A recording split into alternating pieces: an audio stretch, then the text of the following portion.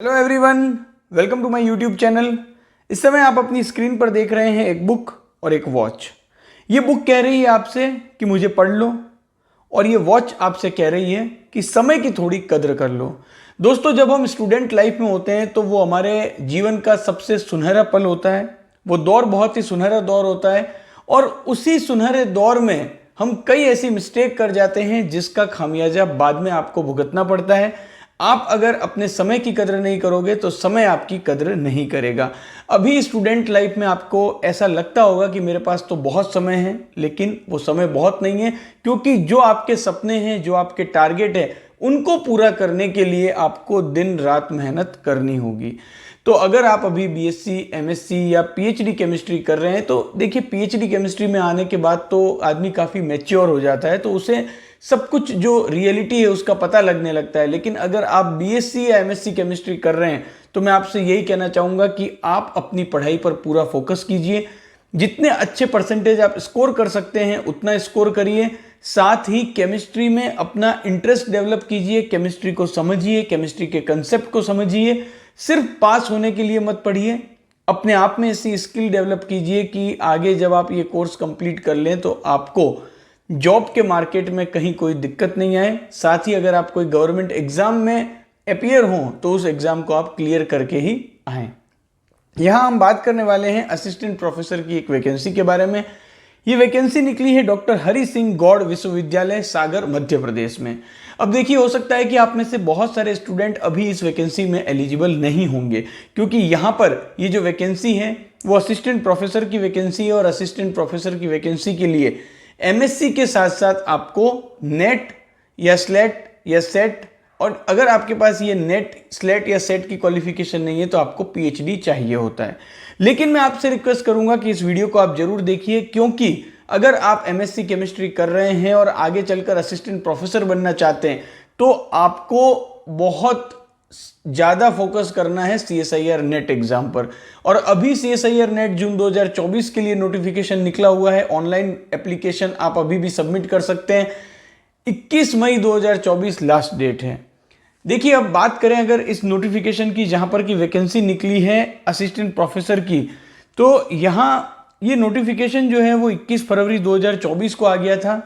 लेकिन उसके बाद अभी यहाँ पर ऑनलाइन एप्लीकेशन में एक्सटेंशन की डेट आ चुकी है। यहाँ पर एक एक्सटेंशन का नोटिस आया है जो कि आप हरि सिंह गौड़ विश्वविद्यालय की वेबसाइट पर जाकर देख सकते हैं। अब जो लास्ट डेट होगी इस वैकेंसी में अप्लाई करने की वो 24 जून 2024 है। और last date of receiving of hard copy of application, यहां पर क्या होगा कि आप जब ऑनलाइन अप्लाई करेंगे तो उसके बाद आपको हार्ड कॉपी भी सेंड करनी है। तो उस हार्ड कॉपी को रिसीविंग की जो लास्ट डेट है वो 30 जून 2024 है। तो अगर आप इंटरेस्टेड हैं तो जल्दी से जल्दी आपको ऑनलाइन एप्लीकेशन सबमिट करना है और उसे हार्ड कॉपी को आपको भेज देना है। अब यहां पर क्या है ना कि टोटल वैकेंसी आई है 88, लेकिन उसमें से जो केमिस्ट्री की वैकेंसी है वो है 7 वैकेंसी। तो यहाँ पर 7 वैकेंसीज हैं। अनरिजर्व्ड कैटेगरी में 1 वैकेंसी है, ओबीसी में 5 वैकेंसी है और ईडब्ल्यूएस कैटेगरी में 1 वैकेंसी है। तो देखिए, वैकेंसी का नंबर आपको ये कम लग सकता है, लेकिन मैं हमेशा कहता हूं कि केमिस्ट्री में कई बार वैकेंसीज कम आती है, लेकिन डिफरेंट यूनिवर्सिटीज में डिफरेंट वैकेंसीज आती रहेगी।